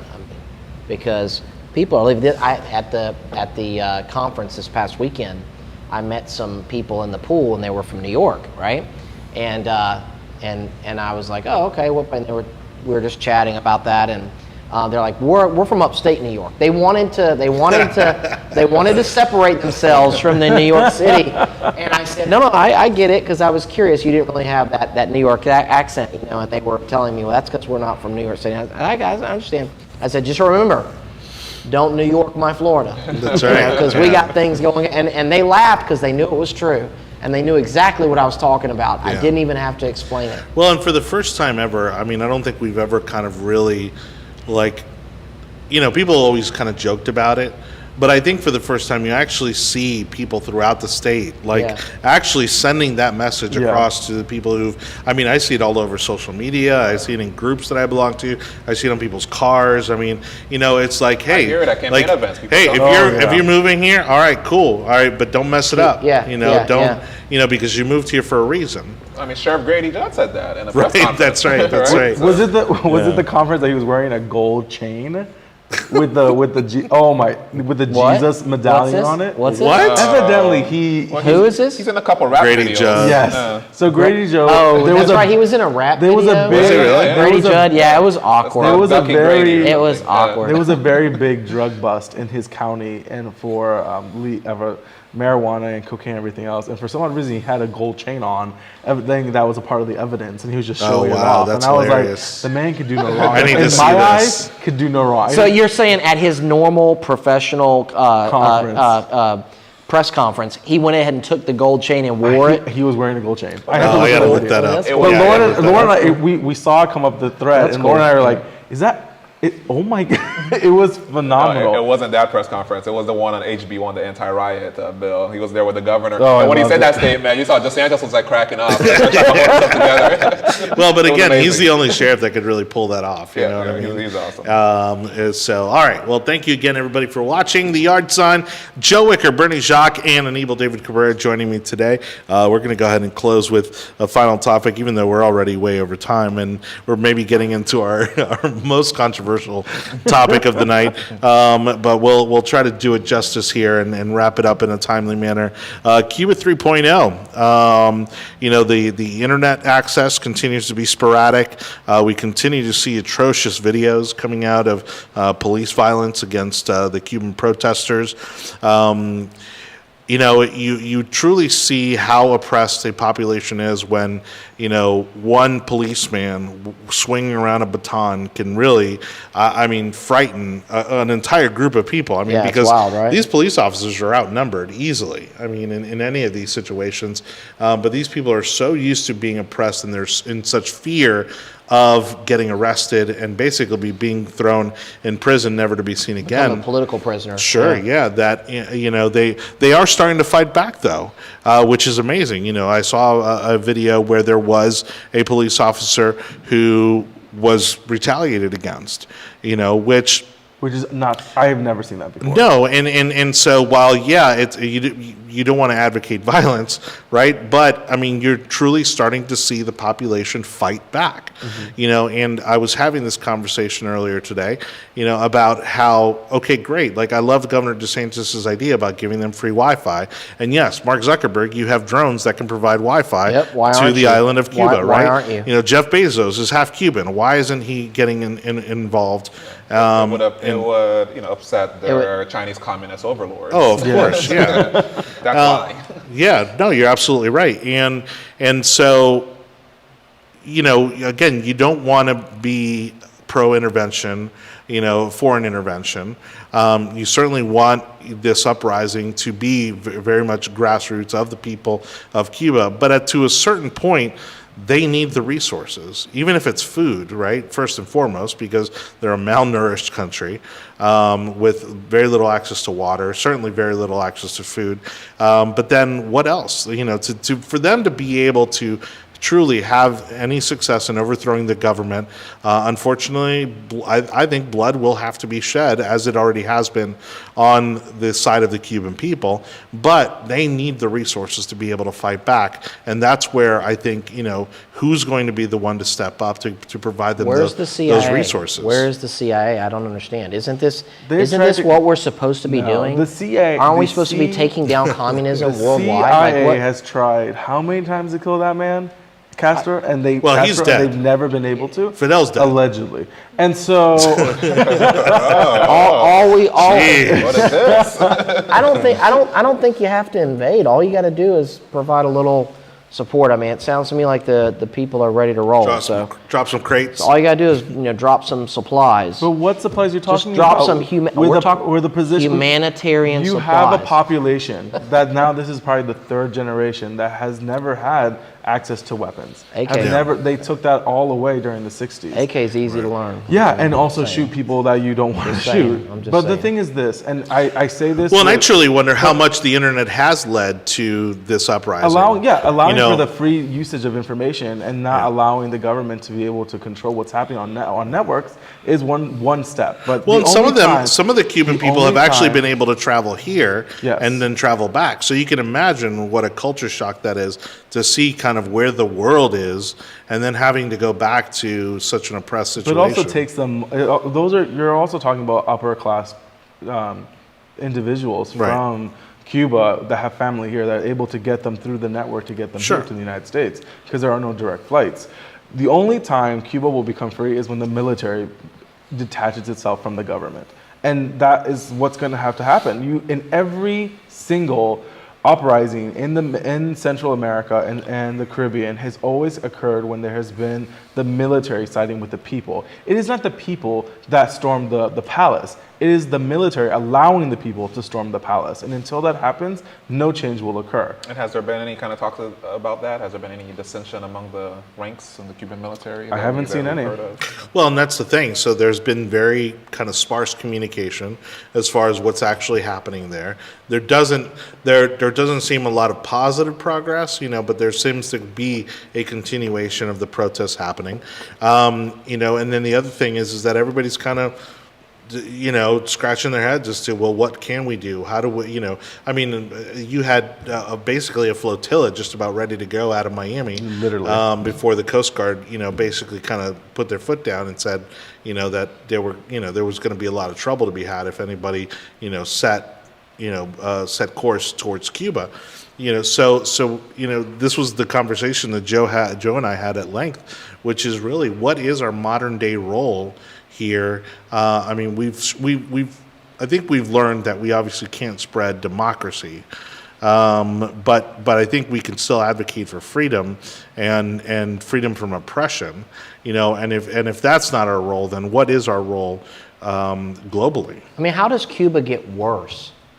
If you take now, you could argue, well, it could be another dictator come in. Okay, right. I got that, but the people have got to have some opportunity to change things. And the fact is that I felt this way about the Iraqis. It's like you'll hear Americans say things like, well, they have to fight for themselves. Fight with what? Potatoes? Right. You want them to throw? What do you want? What do you want? You want them to throw rocks at tanks? I mean, what do you want them to do? So you want the United States to be issuing arms to groups that we don't know the position they're going to? I'm saying I'm sorry, don't we have examples of past that we've had this situation? Groups of people, we do not have to engage in full-scale military operations to assist people in obtaining their freedom, especially from what really is a weak country. The Cuban military is really nothing. Yeah, but you're also, Anibal's trying to compare it to the Middle East where there's sects, right? And there's groups, that are fighting for power, which is not the case in Cuba. I don't think it is either. I think because all the people that we would have had those individuals to be able to organize left during the 70s and left during the second flotilla. And what's probably going to happen now, if the Castro regime is going to think about this correctly, is they're going to allow this to pressure cook for at least another 2 or 3 or 4 months, and then they're just going to send them all to the United States again, because that's what's happened the last two times. What happened the last 2 times is that there's protesting, there's anger, people are pissed, and you know what the Cuban government says? Fine, then leave. and they put them on boats and they Okay, float but to the United States. here's the problem. We don't have the same immigration policy anymore. They don't get. You don't they think don't, the Biden they don't administration is get going to buckle? Yeah. Oh no, the Biden administration doesn't want Cubans fleeing communism. They will. Here. No, No, they they don't. will. Those are No. future Republicans. They were very hard line about it. They don't want that. I'm telling you right now, So we don't. They don't have the. Coast what Guard is isn't it? going to send anyone back. No. The Coast Guard is going to let them go. And then if the Coast Guard stops these Cuban immigrants from coming to I don't think so. No, they are patrolling. No, they are patrolling. I don't want to send them back. In fact, I know for a That's the fact, immigration law Biden is enforcing. They're not- They're not. That's The right, Cuban yeah. government currently is the not. Coast Guard is not currently allowing. patrolling the Florida Straits to Yes. make sure that there is no one coming from Because the Cuban Cuba government to. at the moment is not encouraging people to leave the country. And when that happens, Yeah, you but the will see Coast the Guard's not going to allow for it either. They didn't allow it the last 2 times, but they still let it I'll put it happen. like this. Anibal. If you lived in Cuba and you had been oppressed all these years, you wouldn't care who was helping you and how. You wouldn't care. You would just want help from anybody. So I'm not advocating, a military invasion of Cuba. But what I would say is that you cannot tell me that the place is 90 miles away. We have the ability to drop some humanitarian supplies into that country and let those people potentially, take back their country. Americans because are not going to want the idea of the U.S. going into another country and manipulating. Right, but this is the Americans thing. aren't Who's going to stop us? football season's getting ready to start. Anibal, Americans aren't even going to be paying attention. People are And Joe, for your plan to work, they need the internet access so they can watch YouTube videos on how to work these supplies. Hey, it's kind of like when people. have one without the other. Well, I feel about the ability of poor, destitute people to fight for their own liberty. Kind of like I do when Americans would say things like, "Oh, how are you going to against the gun owners? How are you going to fight against the U.S. government?" I'm like, "Well, let's go to Afghanistan and we'll show you how it happens. Let's go to Right. Iraq. I'll show you how an uneducated man, in sandals and a single rifle can pin down an entire infantry platoon. I'll show you how people who are committed to their cause, even if they're in the wrong, people that are committed to their cause can do great things with very few resources." Yeah. And I believe the Cuban people would figure out, that this is the time and this is the opportunity. We ought to do something, and if we're not willing to do something, then we need to stop talking about, freedom and democracy and spreading democracy around. We need to stop talking about that because we're not serious if it's happening right across the border from us. We've had the last 30 years, we have seen the U.S. military be used as some sort of democracy spreading tool to liberate societies and liberate certain countries around the world. And it's been to the detriment and to the lives of people that have been lost. The American people are not going to want us to do some form I don't think of Joe's calling for intervention. full-scale I don't think he's military calling for that either. intervention. But what I'm saying is, Anibal, what you're asking for will have some form of congressional requirement to go through, and the Congress will not do that. Please, when was the last time Congress approved a war? Okay, but first of all, let me just use this example real quick. If you put a call out for Americans to volunteer to form a few divisions of military personnel to go to, say, Saudi Arabia, I don't think your line would be very long. I don't think there'd be a lot of people lining up to go to Saudi Arabia. Okay, they're technically, those people are technically under a dictatorship, right? Okay, if you put the call out and said, "Who wants to go to Cuba?" I'm gonna tell you, I bet the recruiting station would be overwhelmed. It certainly would in Miami.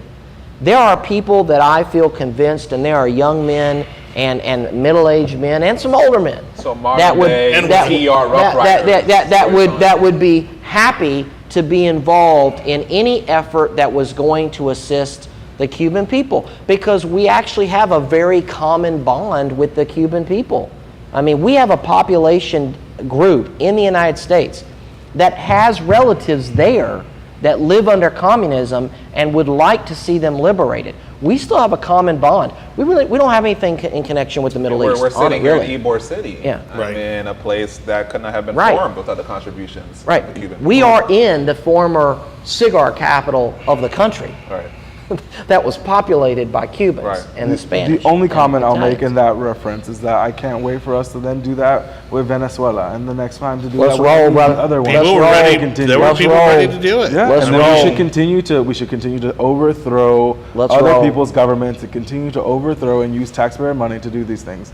Perfectly No, we fine just with need to any of do it. what we say we're going to do. If we're about democracy, which I don't even like using that word really, but I mean, for We're us, about because we're not- democracy, I mean, but how we're is also it- If we're willing to about that, manipulate. if Yeah, we're but how about is it- that, then How let's much be we about did that already. The 80s have No, we nothing but didn't. examples. We didn't manipulate other people's elections, other people's Oh, I'm not presidents. saying- oh, I'm not We didn't saying that. invade Panama. We didn't invade Dominican Republic. We didn't invade Haiti. How Is many Panama times? better off today than they were A lot of the prior examples to? Is is that that- going to be Are your? they Is better that off? the litmus test that we're going to say Well, that yeah, the of American course, because people? Panama's a far better Yeah. place Those today than it operations was are very 30 successful. years As long ago. as human rights were violated, as long as at the end of it was the ends justify the means, who cares? No, You're gonna I'm say saying- that Nicaragua, Panama post? I'm not saying anything. What I'm saying is that we were doing that multiple times, and the world hated us because of it. Okay, It's gonna so- hate us regardless. Because of it. Right, So and, that- well, it this is, doesn't and matter. this is Why- the point that Joe and I were making the other night. The truth of the matter is that again, the United Nations is going to be against what we do anyways, because all of them favor Cuba Right. and they favor China and Russia, right? I mean, you've got these countries that literally oppress men and women, and they sit on human rights councils, Right. I You know, know, which and is- so I agree. so I who understand cares what all the of United that. States? Then I care very have little them about their move. opinions. Then have them move the UN over to Denmark Oh, I or would Switzerland or agree with something that in like a that. heartbeat. But also, I agree with that in a heartbeat. But also, But they enable- won't because we're footing the bill. But also, Anibal, here's the thing. I ask myself, what, am I the only one that gets to be free? Do I get to be free only because my forefathers fought for it and now I'm just a beneficiary? Now, I know I was born in America and got the global lottery ticket. We all did. If you're here, whether you were born here or whether you were able to get here, I mean, you won the lottery ticket of the world. Okay, do the Cuban people have no right whatsoever to freedom? I'm just asking questions. We have to ask ourselves as a country, if we believe in our founding principles, which is inalienable rights given to us by our Creator, right? All men created equal. Consent of the governed, that governments work for the people and that the people have the right to throw off their governments and change their governments when they become tyrannical. That's how we created this place. So do we no longer believe that, or do we only believe it applies to us? And if we believe it and we don't think that it only applies to us, if we really believe that all people are created equal, then that means the same rights we have should be for everyone. Now, I'm not suggesting that that means we have the ability or the responsibility to enforce it on the world, but when the opportunity arises and the American people especially have a common bond with another group of people that are oppressed and are asking for help and are ready to liberate themselves, the United States, I would argue, has a moral obligation to assist in some capacity that it can do. I don't agree. I completely do not agree. Well, move to At the end Cuba of the day- Why would I and have see- to move to Cuba? move to Cuba I and have just- purposely never done anything to support that government or that regime, nor sent money to make sure of that. If anything, we've been part of organizations to try to make sure that the money So went to the that's churches fine, that were but going your there. argument But then I is that we have no responsibility. I refuse Okay, to you allow us to be. First of all, the things that we did in the 80s were not for the people. It was not to bring democracy to Central and South America. It was because we wanted the resources, and we were being extremely colonial during those times. And the fact that the only reason why there's a country of Panama is because Okay, I government- disagree with that wanted- characterization. No, I'm sorry. government- Why is there a country of Panama? Look, Anibal, governments, Why is there a country of government, Panama? It's governments because are in the we- national interest. Yes, Well, it is the governments- national interest of the yes. United States to manipulate Yes. another country's Yes. economic and Anibal, political governments system. are led by people, and people are going to serve their own self-interest.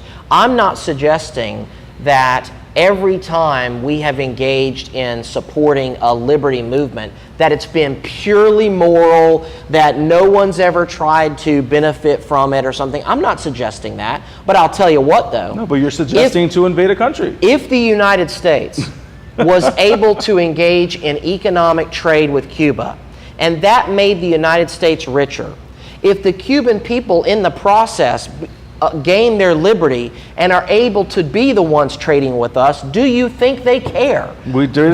We tried. We get to benefit We from tried it. that policy with China, and look where we're at now. We thought by opening the floodgates to China when it comes to economic compatibility and bringing trade back and forth, that it would I didn't say trade with Cuba. It would no, liberalize China.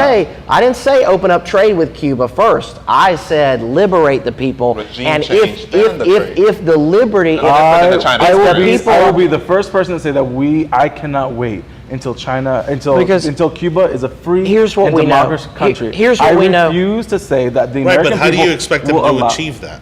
Every country has to make that decision. Those people have blood has to easy be shed. Easy for us Right. to Blood say. has to be. So Easy why for us not to assist say. them in the process? Why not give Easy- them the resources? Because there's no actual leadership there, and we're going to have a situation where we're once again being seen as the colonialists when it comes to Anibal, Central and South America. it's easy for I us don't to care say how that. they see us. Why does it as- harm us? How they see us? Yeah. I mean, So, regardless of what we do, the haters In are fact, gonna I hate. want to live in the United us States and where Israel, they'll always hate we're us. actually doing something about the Uyghur and Uyghur. Muslims, the Uyghur slaves in China. But meanwhile, literally everyone, has turned their back to that whole situation happening. You know, It's and the you know, and this largest is economy in the world. Anibal, And in the I country, wanna- and I the wanna tell you something. companies that we shop on every single day are supporting the Chinese government. Anibal, I wanna so ma- if I wanna mention individuals something really real quick. cared about that, then they wouldn't be shopping at places that sold Chinese manufactured goods. Yeah, but everyone's cell but the phone, average person, but the average everyone's person phone shopping at on this Walmart. table has something to do with China. Every piece of technology. You're right, but the and average until there's person- something that goes fine. We're That's never not gonna break going. it. Yeah, but that's not going to be the solution. They don't care. And Anibal, Nobody cares. I agree. We should not have. Looking back, we probably should. I mean, I wasn't alive when Nixon did this, but we should not have opened up to China like we did, because enriching a communist country just makes them more violent and militaristic. But here's the thing: what we know about global policy,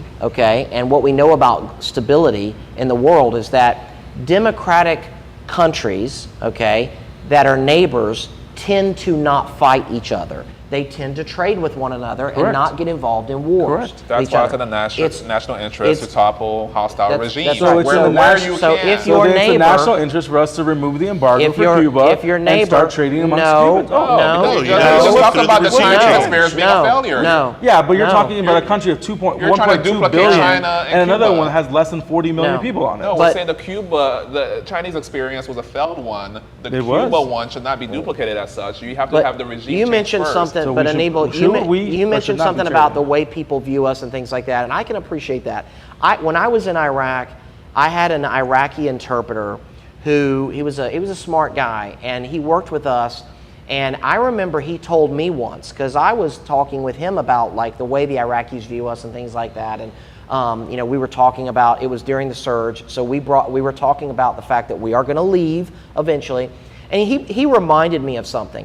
He told me, he said, you guys, I know that you guys are not anti-Muslim or colonialist or whatever. He said, I know that because of what you did in former Yugoslavia, because it was the Muslims that were being slaughtered by Slobodan Milosevic. Correct. In that region of the world. It was the Muslims that were being ethnically cleansed, and it was the United States with very little real interest. I mean, we could have let that go on longer. We stepped in because we viewed it as a moral tragedy. And yes, I'm sure that at the Pentagon and the CIA and other places, there were other advantages to us being involved and that served our own interest. But nonetheless, if you were a Muslim in that country at that time, having the United States show up meant that you had a chance at keeping your life and being free. And that part of the world is better because of our intervention. Pulled into the And that issues was in the real. Baltics. That was real military The intervention. reason- I'm not even suggesting that for Cuba. I don't think it's necessary. We had NATO, and we had the larger network to allow us to move into there. There's a reason why we were able to go into Iraq the first time, because there was somewhat of a coalition to go through. There's no coalition in Central America that's going to allow this. There's no coalition that's going to allow this in the Caribbean. The coalition's in Miami, bro. Miami, That's the coalition. But Miami The coalition's is not the rest, there. But Miami is not the rest of the country. You cannot dictate foreign policy just because of one part of the country. And again, I want Cuba to be free more than anyone else, but I That's all right. You refuse can be to a allow. contrarian, I hear you. But I Well, refuse you don't to allow think American that the rest of the government to be countries forced. throughout the Caribbean want to see a free Cuba? I would say this: if we do a snap poll of Americans wanting for the U.S. to do military intervention into Cuba, I wouldn't be surprised I if didn't 60 to say 70% military intervention. is I against just it. said push Anibal. some stuff out of the back of an airplane. Anibal. I know I some just guys- said push stuff out the back of an airplane. I didn't say Dumbo drop. tanks and all that. I didn't say all that. And you don't think people have tried that in the past? I just and said where does put- that stuff? I And just where does said that put- stuff go? That I stuff goes just to the said Cuban government. push some supplies Again, out of the back of an people think airplane. it's so and let the easy. people figure it out for themselves. People, yes, and you know the people that are going to get those contrabands are going to be the Cuban government. But Anibal, we know some guys. We know some guys in You are- Hialeah who will strap up right now. Yeah, but Get down there. No, And I don't doubt absolutely. that. And if Oh we- gosh, and if- yeah. And if we want to go there and we can see what happens when an individual and a group of people hire assassins no. and mayhem people and No, then, you wanna and then know- drop them in the You- middle of Haiti and see what happens You there. want to know how bad it is? I have friends that they don't even like leaving Hialeah, much less Miami-Dade County. And I've never seen so many they're ready to go. Cubans. They're And ready I've to never go. seen so many Cubans hop on their car or hop on a bus or hop on a plane to Washington D.C. To protest what's going on right now. And so, to Joe's point, I think he's absolutely right. I think if they were to form a voluntary division, of people who wanted to go and intervene in what's happening in Cuba, absolutely. And do I think we would have other countries throughout Latin America that would assist? Absolutely. You think Puerto Rico, obviously colony of ours, but you don't think Puerto Rico would want to intervene? Yeah. Let's clarify that correctly.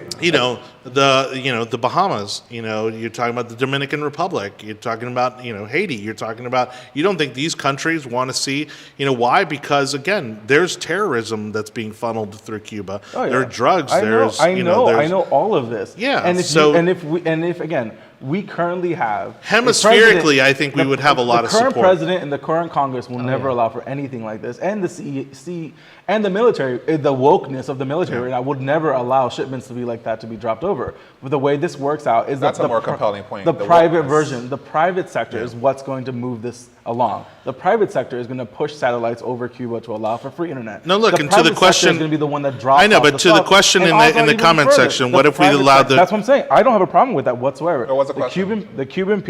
What if Cuban people and the Cuban people alone decide what type of government they want to live under?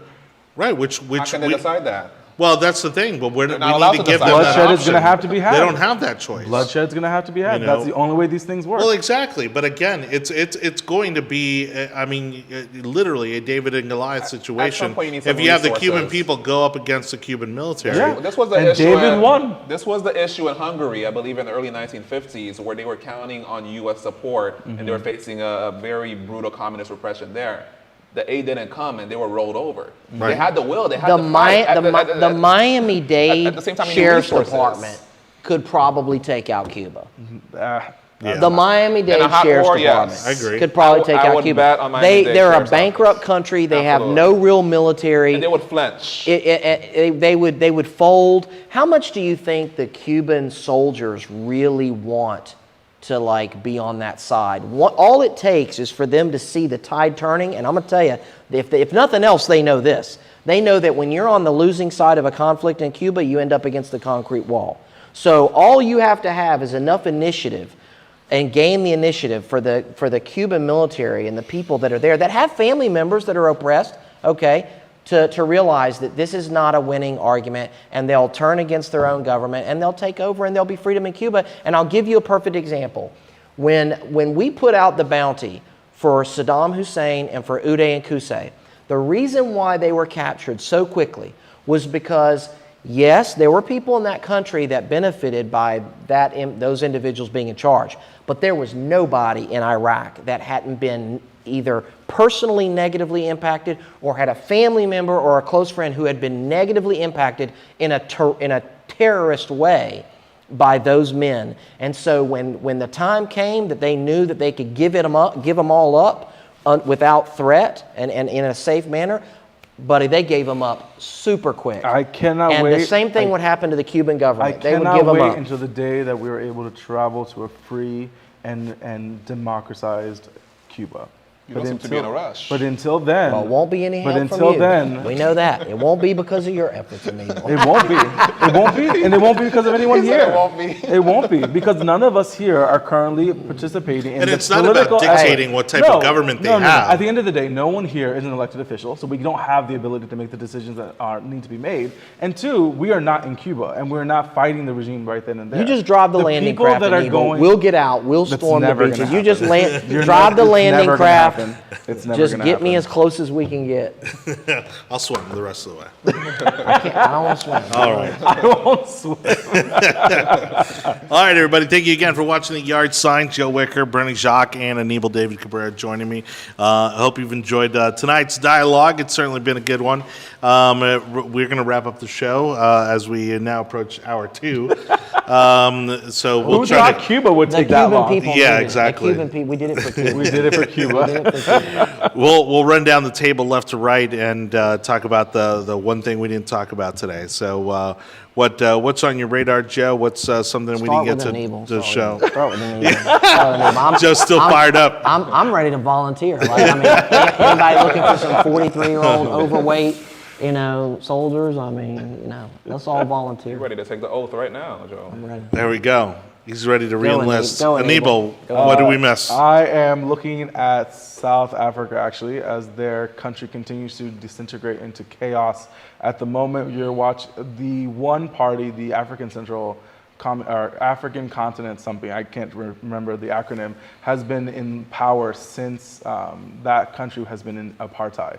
And it never has been a split of the main party. And we see that happening now with the previous president being put into prison about 2 weeks ago, the riots happening last week, and the fallout of what has occurred there. And so you'll now see either a growing of the political process, which comes with growing pains with what they're suffering now, or you'll see a return to a more dictatorial regime in South Africa. So that's what I'm looking at the moment. All right. Bernie. All right, I've got redistricting on my mind. So, All right. as you know, That's a good one. Yeah, bring it back. Every 10 years, we right. have redistricting after the census, and that's where we redraw the lines, whether it's congressional lines, state senate, state representative lines. And it stresses the point that your local state level legislature elections truly matter. Right. One of the pushes the Democrats are trying to make in the 2020 cycle, not only to take the White House, but to flip state legislatures, because then they will be in charge of redrawing congressional districts and so forth. They failed miserably at that. And so next year, the Florida legislature is going to convene and they're going to redraw some lines. If you have very liberal people in power, they're going to make it very slanted towards the Democrats. We talked about CD13. That's one that's a lot of people are looking to be redistricted, to be made more fair to the population growth, or to comport with the population and not be so politically slanted towards the Democrats. That will help us and the pickups that we need. So I've got redistricting in my mind. Obviously that affects me. I'm running for the state legislature. Bernie for Florida.com. Bernie for Florida.com. Yeah. That's Bernie with a Y, not I.E. like the socialist Bernie. I could use any support that you can offer. Let's get to Tallahassee and let's keep Florida free. Thank you. Nice job getting the plug in. I like that. I was I impressed. like, I like you That spelling was the good. name That was because that's a good. good point. I hadn't even thought about that. Bernie with a Y. Bernie with a Y, not the IE. Gotcha. Gotcha. I am looking forward to seeing what happens with college football season because I'm upset because of this COVID Delta variant. Yeah. Because I'm trying to get my son to his first college football game. And last year they did 25% attendance, which if you're used to college football, especially it's impossible. SEC football, I mean, we expect 100K in the Sure. stands. Right. 25,000 people is a high school football game in East Tennessee. Right. I mean, that's not a college game. So I'm waiting to see what happens because, they have to make a decision on campuses around and the conferences will be making their decisions as to what they're going to be doing. And I think a lot of the rules will be by conference. Right. And so I'm just kind of waiting to see what happens because football season starts like the 9th or something of September. Right. Somewhere around the 7th, 8th, 9th of September. So, I mean, we're just a little over a month away.